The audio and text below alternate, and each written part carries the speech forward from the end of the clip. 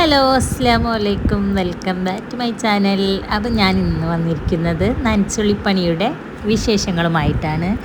അപ്പം എല്ലാവരും ഇപ്പം നനച്ചുള്ളിപ്പണിയിലായിരിക്കും അല്ലേ. ചിലർക്കൊക്കെ കഴിഞ്ഞിട്ടുണ്ടാവും, ചിലർ തുടങ്ങിയിട്ടുണ്ടാവും, ചിലർ കുറച്ച് കഴിയട്ടെ എന്ന് വിചാരിച്ചിരിക്കുന്നുണ്ടാവും.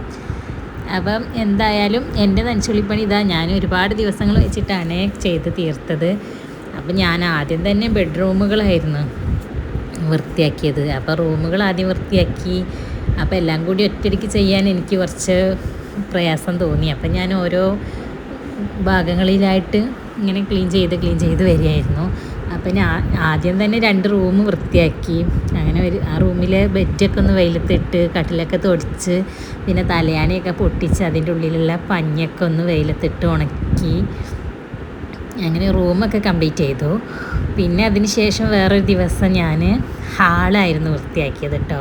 ഹാൾ ഇതാ ഷോക്കേസ്, ആ ട്രോഫികളൊക്കെ എടുത്ത് ഒന്ന് തുടച്ച് ഷോക്കേസൊക്കെ വൃത്തിയാക്കി, ടേബിളും കസേരയൊക്കെ ഒന്ന് തുടച്ച് വൃത്തിയാക്കി വെച്ചു. പിന്നെ നേരെ പോയത് കിച്ചണിലേക്കായിരുന്നു. കിച്ചണാണ് ഭയങ്കര പണി.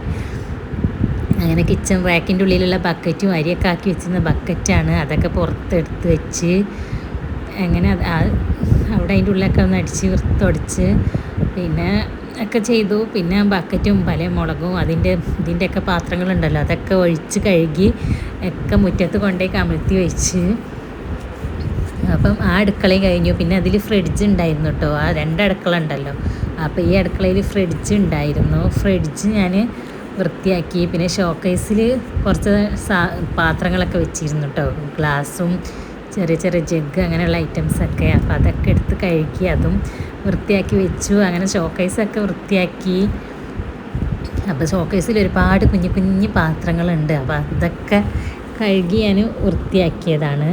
അപ്പം നമ്മൾ ഇടയ്ക്കിടയ്ക്കൊക്കെ ഇങ്ങനെ എല്ലാം ചെയ്യുന്നതാണ്. എന്നാലും ഈ ഷോക്കേസിൻ്റെ ഉള്ളിലുള്ള സാധനങ്ങളൊക്കെ നനച്ചുള്ളിപ്പണിയൊക്കെ വരുമ്പോഴേ നമ്മൾ ഒന്നായിട്ട് ഇങ്ങോട്ട് എടുക്കുകയുള്ളൂ.